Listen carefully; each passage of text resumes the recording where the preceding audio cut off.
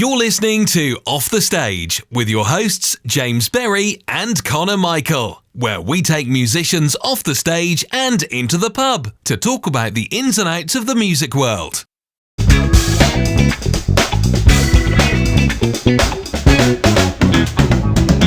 It already feels more professional than last week. Oh, it absolutely feels completely professional.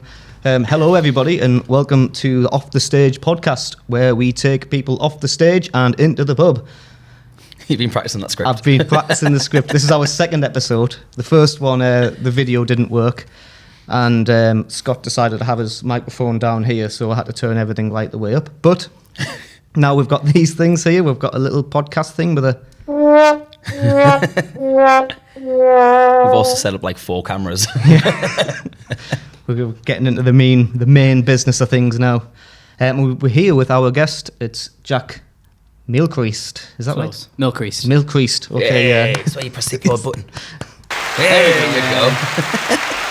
Yeah. Well, that answers the first question because my brother did ask how to pronounce your name. I get it a lot. Yeah. It's not really an issue. It's one of those things that it happens a lot. My name's from the Isle of Man. Actually, I'm wearing me. No. All right. Camera again. Representing.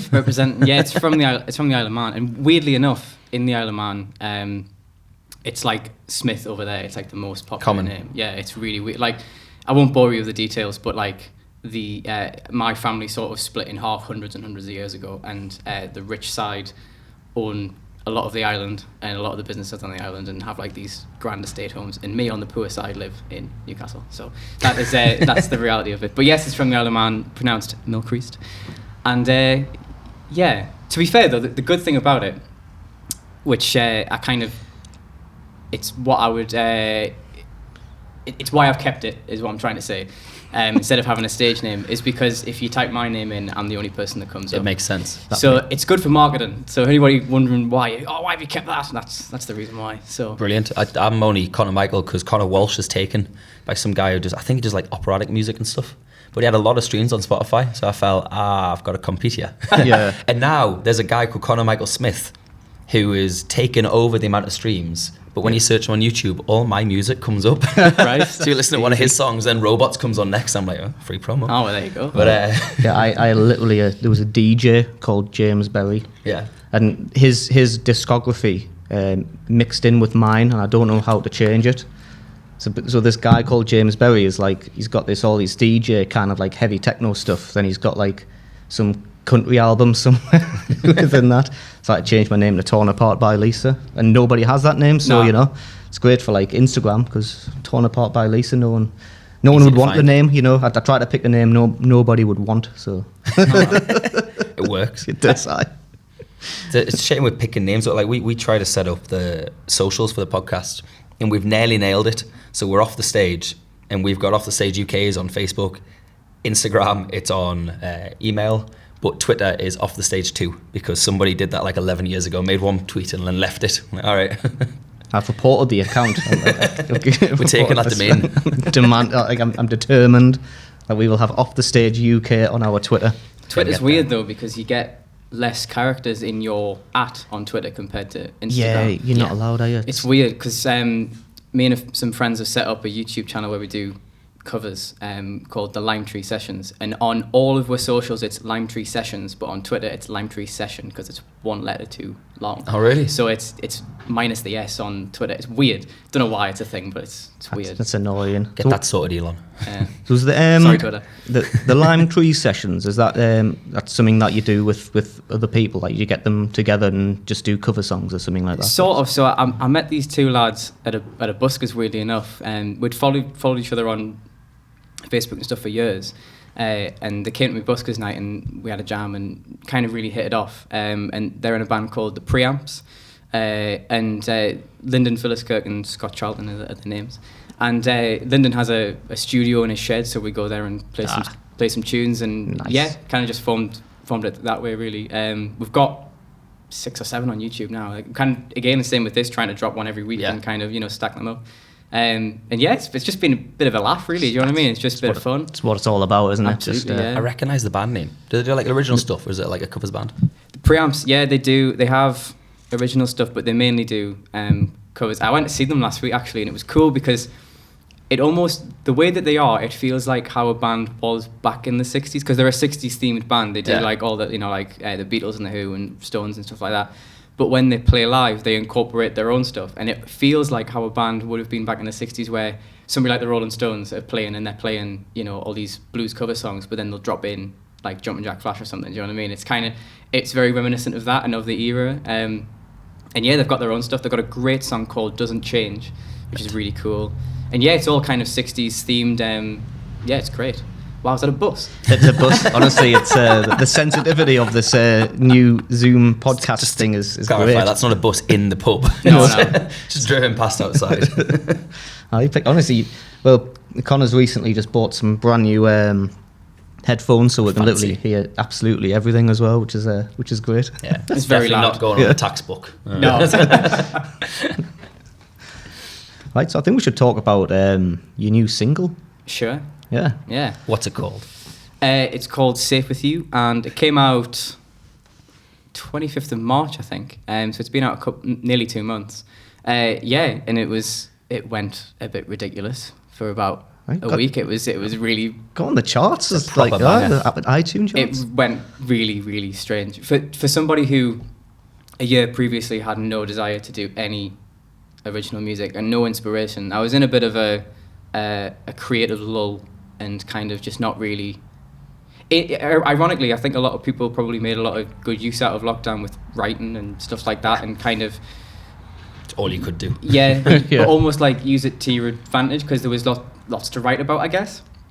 Or maybe there wasn't, but it Came limited very quickly. Yeah. But you had time to do it. only so many things rhyme with lockdown. But yeah, I didn't really have that. I had the complete opposite. I was like, I can't do this. I don't really want to. I had no desire, and I felt very, very low actually. And I'd sort of written this song, and the only reason I wrote it really was it was to kind of get me emotions out, sort of thing. And it was more of a therapeutic more than anything. Yeah, it's cool. And then I did a show reel, and at the end of the session we had like an hour left, and the producer, guy called Alex Williams, said, have you got anything that you want to try? And I said, well, I've got a song, it's not done or anything, but maybe we can just give it a go. And we did like a live lounge version of it, which is available on YouTube if you want to check that out.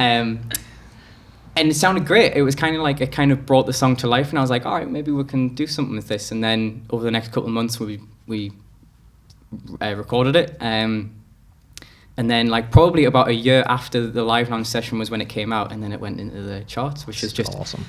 Ridiculous, absolutely ridiculous. Like 5th, wasn't it? Yeah, it was number 5 in the iTunes country charts. Got played on Absolute Country Radio, which was ridiculous. That is Like, insane. Is that the applause one? Yeah, that's the one. hey. So yeah, it went absolutely ridiculous. I'm just really grateful that people are enjoying it. Yeah, we did a music video as well, which is awesome. Also available on YouTube, dear people. And that went really cool as well. That was, yeah, I've been really enjoying the process. When, a year ago I never thought I would say that, and it's just been really refreshing and nice just to do something of my own and kind of have this great feedback from people. And yeah, it's been great. It's great. I mean, the production value on it, if anything's absolutely brilliant. Thank you. That's all Alex. Yeah. He's absolutely fantastic. Where does he get to his record? Where did you record that? So we did the drums and acoustic guitar at Loft Music Studio in Newcastle, and everything else was done in his bedroom. Oh, Mint. I So love that. It's very Even like better. homegrown, kind of, professionally unprofessional, whatever you want to call it. But now, ironically, lives in America. Oh, really? So- Oh, damn it. All of our podcast hosts go to America. I know, exactly. Yeah. Scott's going there in like 2 weeks. Yeah. Could have had him on. So it's been really strange, because we basically at the end of the year, I'm releasing a full-length EP, and all the stuff is recorded. But currently, like literally as we speak, he's mastering it right now from New York. Awesome. So it's really strange. I was literally FaceTiming him earlier, being like, oh, he's sending us mixes and over Google Drive and stuff. And that's the modern world with all, that kind of stuff. So it was quite a rush to sort of get everything done, but we did it. And yeah, it's literally being mastered right now. So Awesome. I was going to say, like, do you have like a specific like band that you use, or do you just use like session musicians, or you just get your mates around to help you out? When we did Safe With You, it was, I wrote it completely on my own, and I played everything on it bar the drums, who my girlfriend Sophie Purvis played. Well, that helps, doesn't it? 'Cause- Having a girlfriend drummer. I mean, hard to come by. if I got anybody else to play it, I think I would have been murdered. So I mean, that was part of the reason. A good friend of mine called Ian Simo played the slide guitar on it. Because when I knew when it came out that I was writing this country song, that I was like, oh, I've got to have some slide on. So I got Ian to play that, and it sounds amazing. And then his girlfriend Lauren Shaw sang the backing vocals on it. But then for the new lot of songs, which is when we decided we were going to do this EP, was around the time I met the lads from the preamps. So they are subsequently the band now. So Lyndon plays all the piano on it, and Scott plays all the bass on it.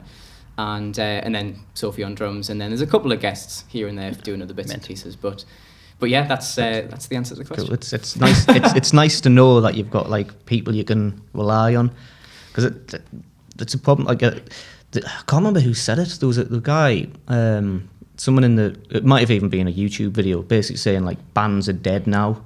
Yeah. Like if you want to like make it in the music industry, you have to just be a solo artist and get your mates to do backing tracks here and there, and Yeah. but to try and get a full band, like especially if you want to go on tour and stuff. Yeah. Because everyone's always like busy doing their own thing, and no one like to get a proper group of people to go on tour and to kind of be committed to a specific project is like so hard at the moment.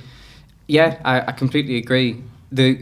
The good thing about all the musicians that I'm working with, though, is that they all are like us. They all gig on a weekend, and they all understand that scenario. So that to put it in context, we're currently organising an EP launch gig, but we want to do it on a Thursday, mainly because obviously musicians work on a weekend. Yeah. But it means that all our musician friends could come to the gig. But that's half the battle, isn't it? Because all you know nowadays, like especially if you're in the music industry and the people you hang around with are also musicians. Yeah. So like if you try and say, I've got a gig on Saturday, it's like, well, I obviously cannot make it because so there's no excuses, people. If we do this gig on a Thursday, like basically what I'm saying, all the musicians can come down. I mean, you say that every musician has a buskers night on a Thursday. That's true. So do I, to be fair. Yeah. Monday nights are the one. But yeah, they're a great bunch of lads and lasses, and it's great. You know what? It's such a small world that we met at this buskers night, like you say, and I'm really glad we did, because obviously they've been amazing, helping me out, and then doing the Lime Tree stuff as well. It's been awesome. So yeah, that's cool. Like great bunch of people. Yeah, it's nice to know people in it. Absolutely, yeah. Right, I think, shall we take a short break, and we'll be back soon.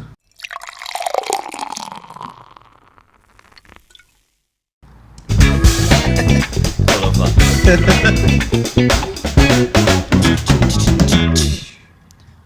There we go. Right, so this is the second part of our second episode of the podcast. Yeah, that was a quick break. It was an incredibly quick break because the soundbite only lasts 5 seconds. Yeah, So didn't actually do anything. Yeah. I've got like just a random trivia question. Okay. We would have thought up. If you could only go to one more gig ever, and it would be the last gig you'll ever see, which artist would you want to see? Now, it could be anybody current, it could be anybody that's deceased, any artist that's ever existed. Yeah. Okay. Whose gig would you want to see? we have a resurrection spell, so we can revive them if need be. Yeah. God, that's a hard question. Top of my head, I'd probably say Tom Petty. Oh my God, yes. Because he's dead, and what other opportunity would you get? You know what I mean? Yeah, that's true. So probably Tom Petty, because he'd probably put on a really good show, and it would last. You get your money's worth. Is what I'm trying to say. You'd probably last. If you played like Wildflowers back in front, that would be great. Yeah, right. Yeah. Alive, I'd probably say Chris Stapleton, because he's probably my hero. Yeah. And again, probably get your money's worth. So yeah. Any kind of. I say any. Those two. I don't know why I said any. Those two. Yeah. Any of those two. Yeah, any of those two. Yeah. Mint. I think I'd go for like the original Queen. I'd be dying to see Freddie Mercury in concert. That would be unbelievable. Like mint. Yeah. Current, I'm dying to see Damien Rice live. Oh, I think Scott's seen him twice. We had Scott on last week. Scott's also played in front of Damien Rice, a Damien Rice song. No way. He did like a gig in this little Irish cafe, and he played The Professor, I think it was. And Damien Rice just got up, applauded, and kind of left. He was. Did not he know because he was didn't there when he was playing? Oh, didn't. man. It wasn't until he kind of left, and Scott was like, "What's?" It's the thing. crazy. If you're going to see the Damien Rice gig would have to be like with a crowd of like 20 people or something like that. He Like, loves to do like little pub gigs. Aye. But there's like videos where you watch him. I think he lives in Prague now, and he'll do pub gigs there, and you can see crowds of people out the windows peering in, trying to watch. And the bar might hold 50 people. Has got like 300 all jammed together trying to watch. And it's the gigs I'd love to go see. I like the idea of like intimate gigs. I went to one fairly recently, actually. It's a guy called Danny Vaughan, and he used to be in a band. Well, actually, he is in a band called Taiketo, who kind of were quite big in the late 80s, early 90s.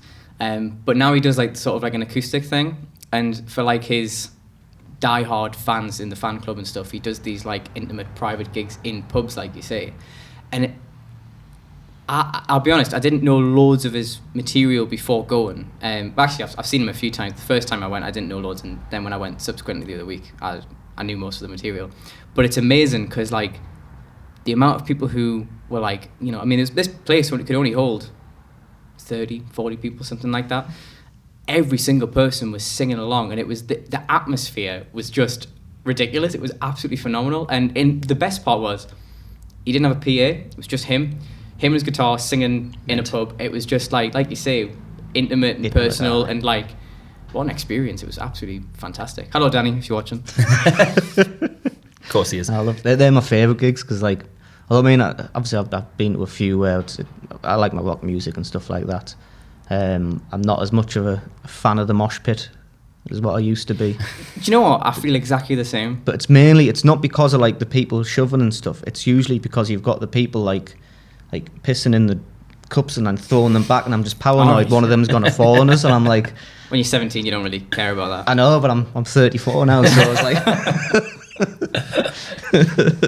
I know what you mean. I went to see Whitesnake on Saturday. No. And like, it was a good gig, but I was sitting like on the side seats, and like it was great because you were sort of like, because the stage was kind of out, you were kind of like had like a side view, and that was cool because like I just wanted to. I've realised, I don't know if it's like an age thing. I say age, I'm only 23, but I don't know if it's an age thing or a personality thing. But when I go to a gig now, I kind of just want to watch. Yeah. I don't really want to participate. I just want to watch the band because that's. Yeah, you know, that's how exactly what I'm feeling. Because I was like, it's actually a similar thing happened last week. I went to go see James Berry last week, and again, there wasn't really like a mosh pit because James Bay, but people were kind of like enjoying themselves, you know. Yeah. I just wanted to kind of watch. Yeah. Because he's a great musician. The band were phenomenal. But the weird part about that is that like, and I couldn't get this, everybody was talking. Yeah. Like everybody was talking over, and I was like, you've paid like 30, 40 quid to come and see him. Oh my, yeah. You just standing here talking. I just didn't get it. So I eventually moved as close to the speaker as I could. Even though I couldn't see, I just wanted to listen. I just wanted to hear the music. Do you know what I mean? Honest to God, right? The worst gig I've ever been to was George Ezra. Yeah. And it was for that reason. He played at, I think it was Northumbria Uni. No offence, George. But well, honestly, George, if I could hear you, you would have sounded absolutely amazing. But the problem was, everyone was just talking because it was just after Budapest came out. Yeah. So it was like he had some like wonderful songs. Like I was really getting into them, you know. But everyone was just sat talking and like taking selfies and stuff. It's like they weren't even interested. Man. Yeah. And I left just as Budapest started playing because then everyone else started paying attention. I was like, you've just wasted like, you know, a good hour's worth of gig, and just I just didn't enjoy it at all. But it is a shame. It really is. Like because James Bay as well. Because we were kind of before I moved close to the speaker, we were kind of like quite close to the back, so we could see 300 phones get taken out and record. People were watching through their phones. I just didn't get it. Understood that. Do you know what I mean? You've paid money to see this amazing artist, and the woman next to us, right? I'm sorry if this is going off a big tangent here, but the woman next to us, right? She was like, this was in Middlesbrough. And she was from Newcastle, and I know this because she told her life story right next to us, right? And like she was, you know, was cracking on like to her friend that she was with, like going, "Oh, we love James Bay. Oh, we're big fans. We'll travel from you." And I'm like, "You're such big fans. Why don't you turn around and watch them then?" Do you know what I mean? It was too much. Just didn't get it. I just didn't get it because you've paid hard-earned money to go and see someone, and then all you're doing is talking. And you'd think if you're going to pay the money and spend a night watching someone, you'd think you'd actually be interested in what they've actually. Well, it's an investment, if anything else, isn't it? Exactly. You know what I mean? You've invested your time and money into seeing somebody. I mean, obviously he was brilliant, but it's almost, I feel sometimes that the people who do that don't even like the artist. They just want other people to think that they like the artist. So you're totally right. They'll take the photos and they'll take Look where I am. Look where I am. How amazing is yeah. this? And they just don't care. It's such a shame because that's really true. It is gutting, like, especially for. Unfortunately, it does happen with the more mainstream artists. Like, I mean, yeah, Siren. someone's it's my taxi home. That's James now. But it does unfortunately happen with a lot of mainstream artists like James, and like James is such a phenomenal guitar player. I mean, I'm a guitar player more than I am a singer, and I was admiring his guitar, him and his guitar player. And again, like he did this massive guitar solo in the middle of a song, and it was actually class. It was so good. It was quite country actually. It was great. And at that moment, the noise level just raised. Everyone was talking over it, and I was like, "Oh man!" All the worst bits. Yeah, it's like, oh, do you not like guitar solos? No. I don't like when people like when a musician purposely has like a quieter section. Oh no, and then loud. everybody then everybody makes the noise to go over it. Yeah. Like, there's I've seen Ed Sheeran live, and when he does his really quiet ones, he'll literally tell the crowd shh until they all stop talking. He needs a band. I think if he went out with a band, that would be amazing. I think he really is this year. Yeah, he should. One thing I'm kind of gutted about. He can afford it now. Like, let's be honest. I'm off to see him in June at Sunderland, and I love the fact he does the loop pedal. I'm kind of dreading the fact he's the band because it's no longer Ed Sheeran. It's like this is the Ed Sheeran songs, but I've seen him he's good on his audios and singles that come out, but when you see him live and he just does it all with the guitar and a loop pedal, it's like unbelievably amazing. That's the reason I got to loop pedal. Yeah. And he'll be all right with a band, but I don't think I'm going to have that kind of say. Sure. I'm like, whoa, look at that. Have you ever seen or heard the John Mayer live album? What's it called? He does this live album, and it's a DVD as well. And so the first act is him with an acoustic guitar. The second act is a trio, like a blues trio, and the third act is full band. Right. That's what Ed should do. He should come out, do the quiet stuff. Yeah. It's like, then do the loop pedal, and then do the big band. band. Yeah. it's like Bob Dylan, isn't it? You know, he had big controversy. Like people used to. There was points in the 60s because obviously he was like he betrayed the folk community by like going electric and stuff like that. So it was a case of like people literally he used to do his folk stuff. People used to kind of like sit and listen, and then he'd come back in the break with his full band, and he used to boo him. Wow. Because he used to hate so much that like he changed from folk to electric. You know, it's. I think it's cool when you do both, though. It absolutely is. You should honestly that John Mayer live album is very. It's interesting because like,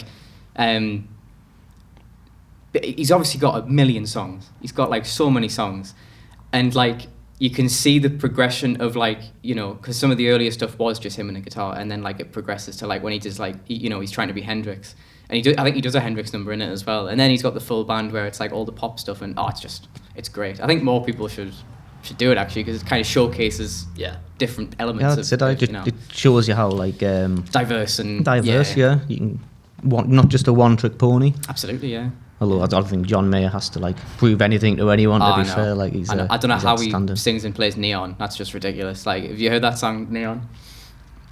Don't think so. I haven't. It's a great number. Like, it's like standard tuning, but he drops the bottom string down to C and does like a finger style thing and sings over the top, and it's just so hard.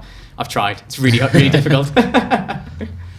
There's Lindsay Buckingham did a really good. It was Big Love, just acoustic. Have you heard that one on YouTube? Yeah. That's like that used to blow. I mean, that was like the viral video when I was in college. Sure, right. Just the way you used to do you had like the solo bit, but you was still kind of hitting the bass notes as well. I was like, that's like Aye. I've never been able to do that. I've never even tried, to be honest. Like, I'm a bit lazy when it comes to my guitar playing. I think struggle to finger pick. I just do the basics. Yeah, I think some people, like, especially like people like John Mayer, I think when they write a riff, they write it in the way that they play, meaning it's difficult for anybody else to do it. Do you know what I mean? Because John Mayer, the way he does that riff, it's because of that's his playing style. Yeah. Even though it's not necessarily like a style that's been taught, it's just his style or whatever. But that's the reason he wrote it that way, if that makes sense. It's like a middle finger to all the cover artists. Basically, yeah. It is a very difficult riff. Honestly, we'll have a listen afterwards. But my favourite like middle finger to a cover artist is I don't know if this is true, but I heard when obviously Beatles were massive back in the day. I don't know if you've heard of them before. There was a kid who like met John Lennon, and he's like, "Oh, we're learning about your music in school," kind of thing. And I was like, "All right, so we've got to like pick apart what the lyrics mean. You know how English teachers do that. What does the curtain was red mean? It just means the curtain was red. Yeah. And they're like, how to pick it Sky's apart. blue. So we went right, okay then. And then he specifically wrote, "I am the walrus," for no zero reason, just so that they're like, go on, try and pick that one apart. Wow. I don't know if that's true, but That's a great from what I've story. heard, that would be mint to be like, go on then, try. Yeah. That song is just It's mental. makes no sense. Yeah. Yeah. Thing is, though, some scholar out there would have found an explanation as to why he wrote that. It's like sometimes you just write a song. Sometimes he just feels like he was a walrus. Yeah. But he didn't know. He just did it to wind you up. You never answered the question yourself. Who would you see, dead or alive, or both? Well, Pick any gig so other than I yourself. haven't thought about this that much, to be honest. But on the first thought would have been So he's strange got me because and Jack with Waters he is jingling in the background. because he is alive.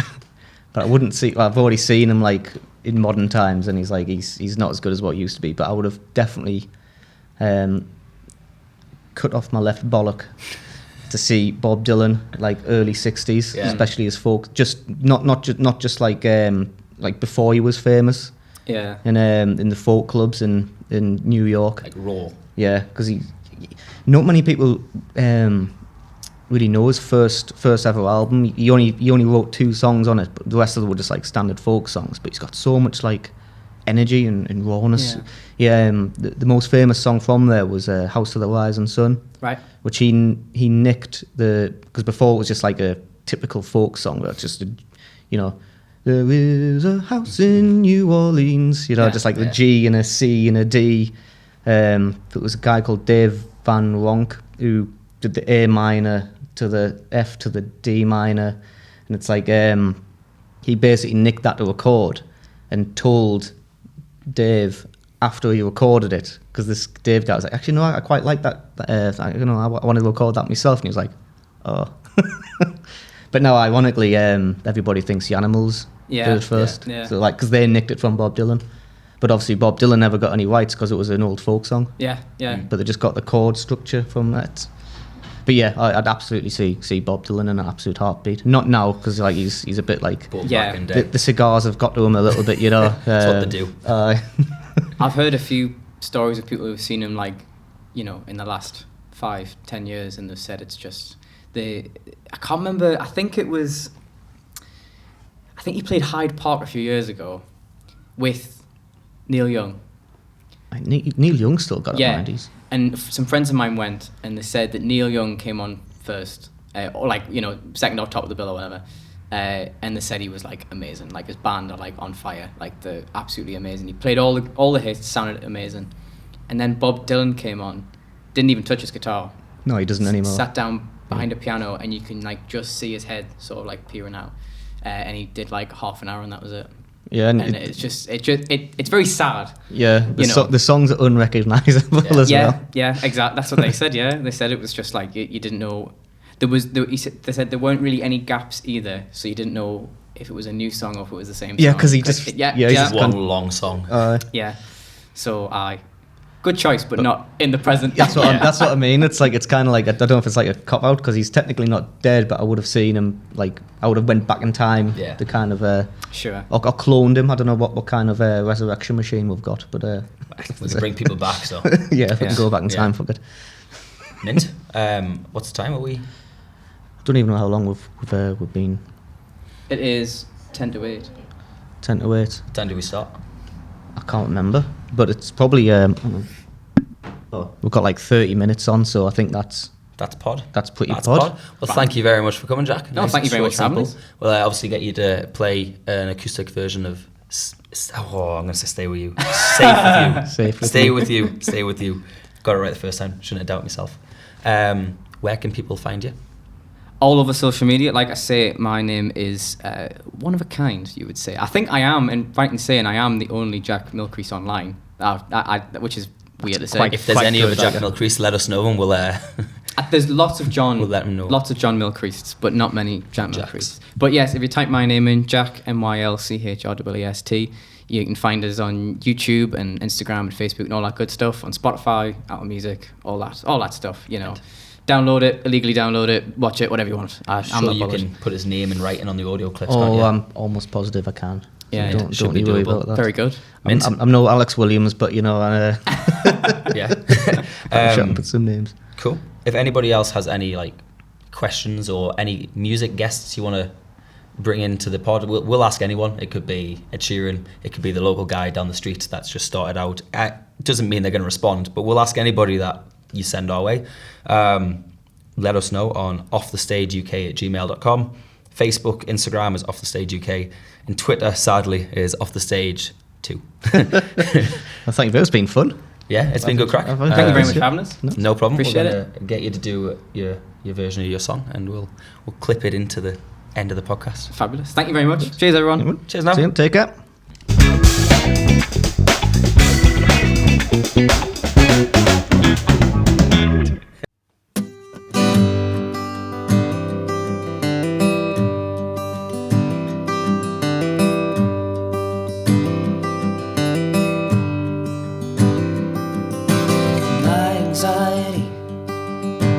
Haunts me every day, 'cause I overthink every word I say.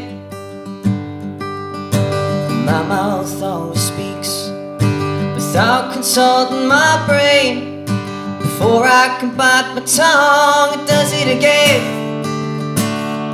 I always need you to tell it if I said something wrong, 'cause I'm overthinking while I'm writing this song. I always need you to guide me, to help me through. I only feel safe when I'm with you.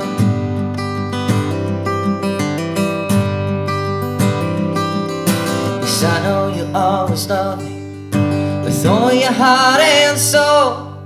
Yes, I know that our love can never grow cold. I always need you to tell me if I said something wrong, 'cause I'm overthinking while I'm writing this song. I always need you to tell me, to help me through. I only feel safe when I'm with you.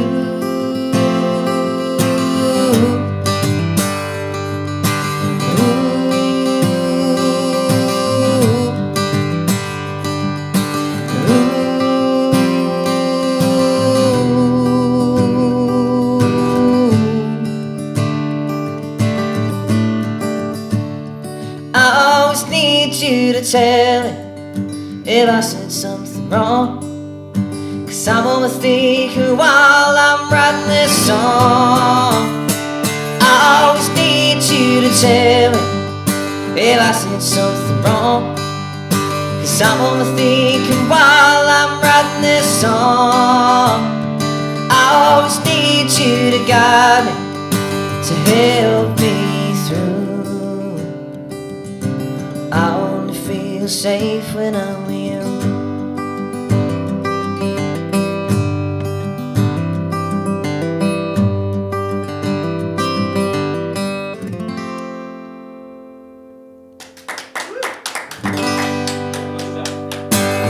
You are officially off the stage. Thank you very much.